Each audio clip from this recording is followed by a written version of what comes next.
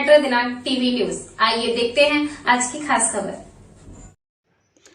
महाराष्ट्र भाजपा के चुनाव प्रभारी व उत्तर प्रदेश के पूर्व उप मुख्यमंत्री डॉक्टर दिनेश शर्मा ने कहा, महायुति के 48 सीटों पर हो रही है विजयी। महाराष्ट्र भाजपा के चुनाव प्रभारी व उत्तर प्रदेश के पूर्व उप मुख्यमंत्री डॉक्टर दिनेश शर्मा ने गोरेगांव पश्चिम एसबी रोड नाना नानी पार्क के पास महिंद्रा गार्डन बिल्डिंग के सामने वीनस मेडिकल सेंटर में एक प्रेस कॉन्फ्रेंस किया। उन्होंने कहा कि हर जगह से ज्यादा महाराष्ट्र में बड़े पैमाने पर देखने को मिला कि जहां सबसे ज्यादा हमारे महायुति के उम्मीदवार विजयी होंगे। मैंने 25 लोकसभा मतदान संघ का दौरा किया है। उन्होंने कहा कि जिन स्थानों पर जहां उम्मीदवारों का नाम नहीं घोषित किया गया है, जल्द घोषित कर दिया जाएगा। महाराष्ट्र की परिस्थिति थोड़ी अलग है। उद्धव बाला साहब ठाकरे ने हिंदुत्व का मुद्दा छोड़कर कांग्रेस में चले गए, वहीं राज ठाकरे ने आज भी हिंदुत्व का मुद्दा नहीं छोड़ा, वे हमारे साथ हैं। मोदी जी का सामना करने में किसी विरोधी की ताकत अब नहीं है। आज भी खिचड़ी का घोटाला लोगों को कानों में गूंज रहा है। हमारी महायुति 48 सीटों पर विजयी हो रही है। भाजपा मित्र पक्ष के लिए सीट नहीं बांट रही है, अपना दिल। आइए हम देखते हैं मेट्रो दिनांक टीवी न्यूज पर उत्तर प्रदेश के पूर्व उप मुख्यमंत्री डॉक्टर दिनेश शर्मा ने प्रेस कॉन्फ्रेंस के दौरान क्या कुछ कहा। राज ठाकरे जी ने अपने मंतव्य को प्रकट किया है और उनकी पार्टी में भी अगर आप देखो तो उत्तर भारतीय विंग है और अगर आप एनालिसिस करो, उन्होंने माननीय प्रधानमंत्री जी को जो समर्थन दिया है उसके पीछे उन्होंने कहा कि बाला साहब ने जिस तरह सनातन की और हिंदुत्व की और भारतीय संस्कृति और परंपराओं के रक्षण किया था, वो मोदी जी कर रहे हैं। अब इस चीज को उद्धव जी को समझना चाहिए। देखिए, भविष्य अच्छा हो इसकी तरफ सबको मिलकर चलना है और बीजेपी सबकी चिंता करके चलती है, सबको मिलाकर चलती है। इसीलिए बीजेपी सबको साथ लेके चलती कि सबके साथ अच्छा हो, किसी के साथ कोई गलत ना हो। और यहां पर वो लोग महाराष्ट्र का हित नहीं चाहते हैं जो उत्तर भारतीय और महाराष्ट्र के लोगों के बीच में दूरी पैदा करना चाहते हैं। जो महाराष्ट्र में रह रहा है वो वीर शिवा की संतान है और छत्रपति महाराज शिवाजी महाराज की जो आन बान शान है वो महाराष्ट्र नहीं पूरे भारतवर्ष की है। इसलिए यहाँ का हर व्यक्ति उनको अपना आराध्य मानता है। अब तक आपके इतने सारे अलावा जो बैठक हुई है, जितनी रेडियो मीटिंग हुई अलग अलग सभाओं में, उसमें अब तक क्या चीजें देखने को मिली? ये मंथन हुआ है, हमारा विचार मंथन हुआ है और मंथन में 48 सीटों की जीत का अमृत निकला है और उसमें ये उत्तर पश्चिम जीत में तो अमृत बहुत ज्यादा मिला है हमको। पूनम महाजन का अमृत अभी मिलेगा? आप नाम लेते हैं, हमारी पार्टी के वरिष्ठ लोग हैं और उनका पार्टी के प्रति और पार्टी का उनके प्रति एक पारिवारिक परिदृश्य में रिश्ता है। इसलिए बीजेपी में जैसे मैं उप मुख्यमंत्री था, 25 तारीख को मैं उप मुख्यमंत्री मार्च में नहीं रहा 2023 में। आप मेरा अगर उठा के ट्विटर वो देखिए, 26 तारीख से मेरे दौरे लग गए और मैंने पूरे प्रदेश में पूरे भारतवर्ष में भ्रमण किया, कार्यक्रम लगाया, पार्टी के लिए काम किया, मोदी जी के लिए काम किया। दायित्व का परिवर्तन एक सहज प्रक्रिया भाजपा में होती है, किसको इसमें हटाने की प्रक्रिया नहीं होती है। इसमें एक व्यक्ति को किसी से पहले हमको राज्यसभा का सांसद बना दिया गया, उसके बाद आज जो पूरे राष्ट्रीय हमको संयोजक बना दिया गया, जो विस्तारक योजना थी लोकसभा चुनाव लड़ाने की, अब एक नया दायित्व दे दिया गया कि मैं महाराष्ट्र का चुनाव लड़ाने का प्रभारी बनूंगा। अब शिवसेना उद्धव जी के पास तो एक ही उम्मीदवार है, वो है अपने पुत्र रत्न आदरणीय आदित्य जी। शरद पवार जी के पास केवल एक ही प्रत्याशी है, वो है सुप्रिया जी। सोनिया जी के पास केवल 2 ही हैं, प्रियंका जी और राहुल जी। अब तीसरे तो दामाद जी भी आ गए। उन्होंने जीजा जी ने कहा है कि मैं अमेठी से लड़ूंगा, अमेठी में टिकट मिलेगा तो वो चुनाव लड़ेंगे, टिकट नहीं मिलेगा तो घर में वो सास जी से और साले जी से लड़ेंगे। ये लड़ने वाले लोगों का कोई वो ग्रुप जो है वही महाबिगाड़ी गुट है, और जो महाबिगाड़ी गुट है उसका मुकाबला महायुति से है। महायुति मिलकर कर रही है, और आप निश्चित मान के देखिए कि 48 सीटों में कई सीटों पर ये अपना पूर्व का आधार पूरी तरह खोते हुए दिखाई देंगे। एक सवाल यह है कि आज बारामती सीट से महायुति और महाविकास अघाड़ी दोनों उम्मीदवारों ने नामांकन भरा है। शरद पवार ने उनसे प्रतिष्ठा का विषय बनाया हुआ है। बीजेपी किस तरीके से उस चीज को देख रही है, क्योंकि बीजेपी के लिए भी वहां पर महायुति की प्रतिष्ठा स्थापित होगी।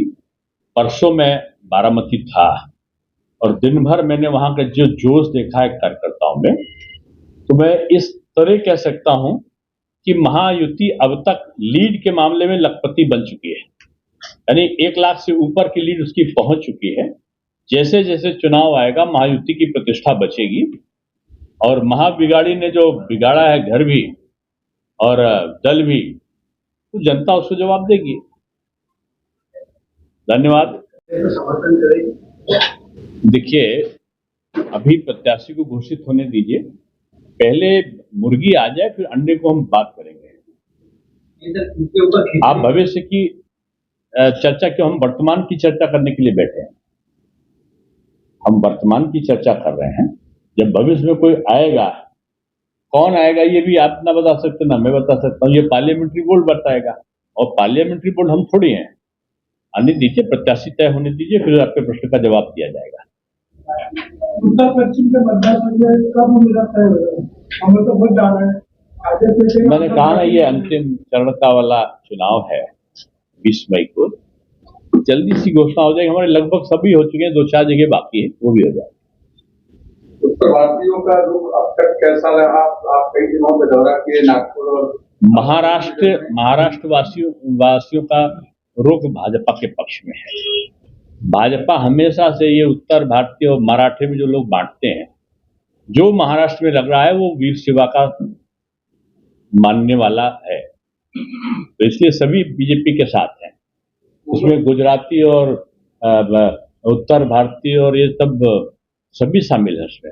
मुंबई की और महाराष्ट्र की कई सीटें अभी जिनका अभी तक नाम सामने नहीं आया, खास करके उत्तर पश्चिम जहां पर हैं, इस सीट से महायुति का उम्मीदवार कौन होगा? मैंने पहले भी आपको इसका उत्तर दिया है, पहले इस चीज को क्लियर कर दिया है बाद में। देखिए, बीजेपी में और उनके मित्र पक्ष में सीट की शेयरिंग नहीं, दिल की शेयरिंग भी है, आइडियोलॉजी की शेयरिंग भी है, और हम विवाद में नहीं, हम संवाद के द्वारा अपने गठबंधन को हमने बनाया है। तो ये एक इमैटेरियल सा प्रश्न है। अब क्योंकि अभी तीसरे चौथे चरण, अभी पहले ही चरण कल होगा, तो अभी जो बाद के चरण की कुछ सीटें हैं जल्दी जल्दी उनका घोषणा होगा। आज देखिए, आज भी हुआ है 1-2 सीटों का।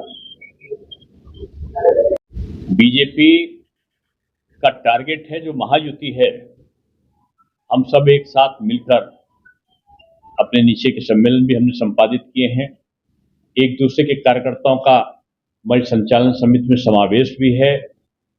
यहाँ नेता मिले हैं, दल मिले हैं और दिल भी मिला है।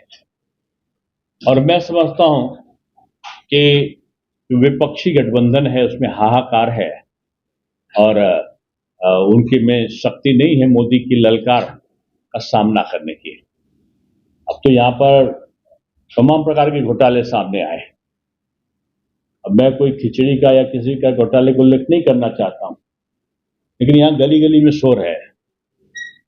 अब आगे मुझे नहीं पता कि क्या है, लेकिन यहाँ शोर है। यहाँ बहुत सारे प्रमुख लोग थे विपक्ष के जिन्होंने अच्छा नहीं किया। हालांकि खिचड़ी जब चूल्हे पर पकती है तो पाचन होता है, स्वास्थ्य के लिए अच्छी होती है।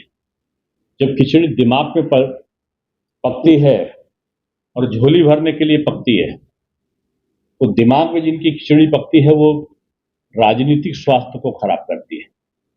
मैं समझता हूं कि जो महाबिगाड़ी संगठन है, उस महाबिगाड़ी संगठन में खिचड़ी दिमाग में पकी है कुछ नेताओं के, और इस लोकसभा चुनाव में उनका राजनीतिक स्वास्थ्य खराब होने वाला है।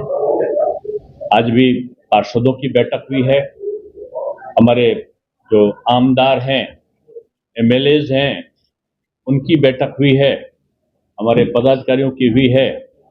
और बीजेपी का संगठन एक बहुत प्रभावी संगठन है, जिसको हम बोलते हैं कि सुपर वॉरियर्स, यानी हमारे उत्कृष्ट योद्धा जो चुनाव के हैं। आप कहेंगे प्रत्याशी नहीं, फिर क्या करें? हमारे प्रत्याशी बीजेपी तलाशती नहीं है। बीजेपी का कार्यकर्ता का एक ही प्रत्याशी है, वो है नरेंद्र मोदी। नरेंद्र मोदी जी को सहयोग करने वाले विजयी बने, इस लक्ष्य के साथ बीजेपी काम कर रही है। और मुझको लगता है चाहे वो निवेश के द्वारा, चाहे मुद्रा लोन के माध्यम से, चाहे उनको विभिन्न प्रकार के जो कौशल विकास की ट्रेनिंग देकर, यानी रोजगार युक्त युवा हो और एक सशक्त महिला या नारी हो और किसान की आय दुगनी हो, और इसके साथ साथ जो गरीबी है, 25 करोड़ लोगों को गरीबी की रेखा के ऊपर किया है, और अब लक्ष्य है कि भारत से हम गरीबी को मिटा सके, केवल नारा न बने। महाराष्ट्र की स्थितियां अलग हुई हैं, और उनका कारण है कि 2019 में उद्धव जी ने अपनी जो उनके पूज्य बाला साहब ठाकरे जी जो नीति और जो संकल्प लिए थे, उसको तिलांजलि देके उन्होंने कांग्रेस का चोला पहन लिया, और रामनामी और सनातनी चोला कहां चला गया, उसे आज भी शिवसेना उद्धव गुट का कार्यकर्ता ढूंढ रहा है। उनके सांसद सदस्य चले गए, उनके आमदार चले गए, और अब उनका जो मूल कार्यकर्ता और मतदाता था, वो आज बीजेपी के कार्यों के कारण, क्योंकि बीजेपी ने जो बाला साहब के साथ में मिलके, ठाकरे साहब के साथ में मिलके बीजेपी ने जो काम किया था, उन्हीं कामों को, उन्हीं नियतों को बीजेपी ने नहीं छोड़ा और उनको लेकर आगे चले। और खुशी इस बात की है कि आदरणीय राज ठाकरे साहब ने जो मन से है, उन्होंने मन से नरेंद्र मोदी जी को समर्थन दिया है। मैं समझता हूं कि उद्धव जी को अपने उन परंपराओं को और गौरव को सोचना चाहिए था। राम जी का विरोध करने वाली कांग्रेस के साथ, जो राम जन्मभूमि के शिला पूजन के समय लोगों को यहां बंद कर दिया गया कि वो उत्सव नहीं मनाएंगे, हनुमान चालीसा करेंगे तो उनकी गिरफ्तारी हो जाएगी, कुछ और विरोध करेंगे तो कंगना रनावत ऐसी महिला का घर गिरा दिया जाएगा। ये एक तानाशाही सरकार चलाई थी। और उस धन्यवाद।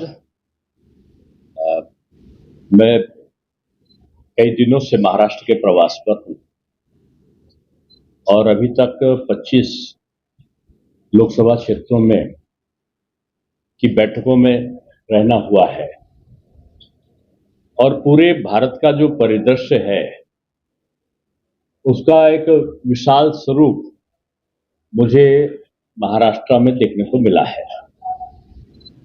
महायुति के प्रत्याशी कई जगह घोषित हो चुके हैं, अधिकांश जगहों पर, और कुछ सीटें रह गई हैं जिसमें जल्दी ही हमारे प्रत्याशी घोषित होने हैं। हालांकि भारतीय जनता पार्टी एक कैडर बेस्ड पार्टी है और हम लोग चुनाव केवल सत्ता प्राप्ति के लिए नहीं लड़ते हैं, हमारा एक एजेंडा होता है। इसलिए हम घोषणा पत्र जारी नहीं करते, हम संकल्प पत्र जारी करते हैं। और पिछली लोकसभा के चुनाव में 19 में हमने संकल्प पत्र में श्री राम जन्मभूमि मंदिर का निर्माण के प्रति संकल्पित होना, ट्रिपल तलाक के बारे में, 370 के बारे में, CAA के बारे में इस बार भी हमने दिया है, और जो संकल्प लिया था बीजेपी ने उसे पूरा किया है।